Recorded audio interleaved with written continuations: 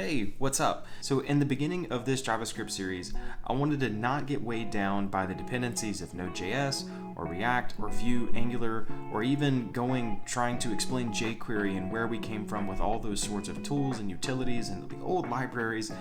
All of those things are amazing. They're wonderful tools that really help just enhance the development workflow and help you build much better web applications versus if you didn't have them.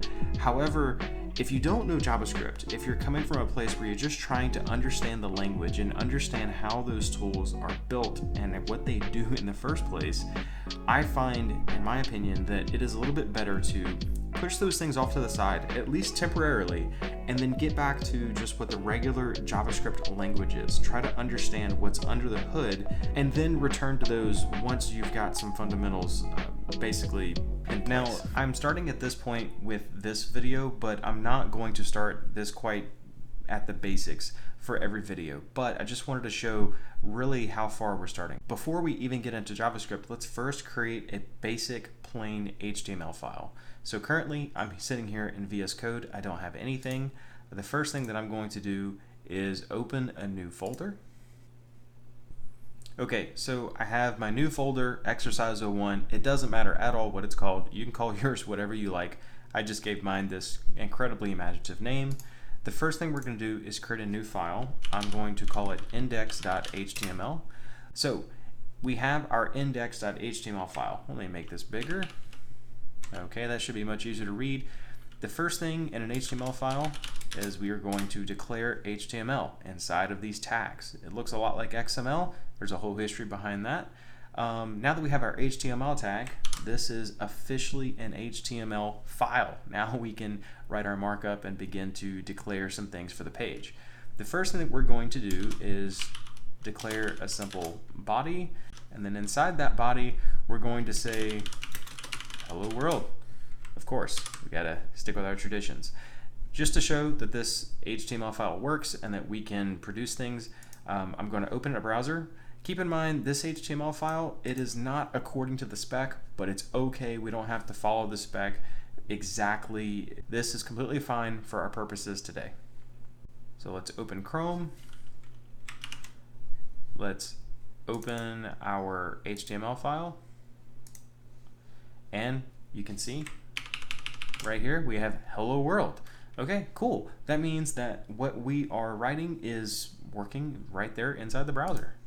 All right, now this whole series is about JavaScript, but so far we're writing HTML. So where's the JavaScript come into play? Right here. So we've used an HTML tag to start the page. We've used a body tag to begin putting things on the page. For JavaScript, what we can do is we can declare a script tag, and then inside that script tag, we can begin writing JavaScript right here. So I'm going to write this really simple piece of JavaScript. It's okay if you don't know exactly what this does and you don't understand how it works. Just go with it. You'll see what it does in just a minute. So alert,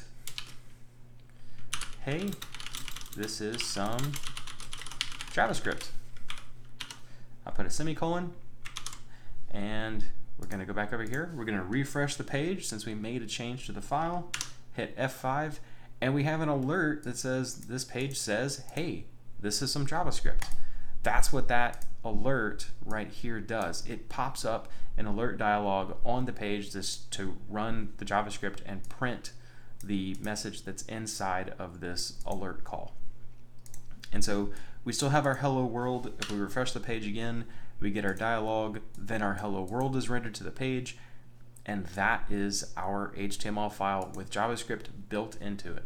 So there you go. You're already running JavaScript. You didn't have to download anything crazy. You didn't have to run anything. You're just sitting right there in your browser and a little bit of a text editor on the side, and there's your JavaScript. Really quick, if you want to follow along just one more way, check out this GitHub repo over here at Rushing Labs JavaScript series. This is where I'm posting all the code for this series. So if you want to follow along that way, feel free to check it out, clone it, submit a pull request even if you want to.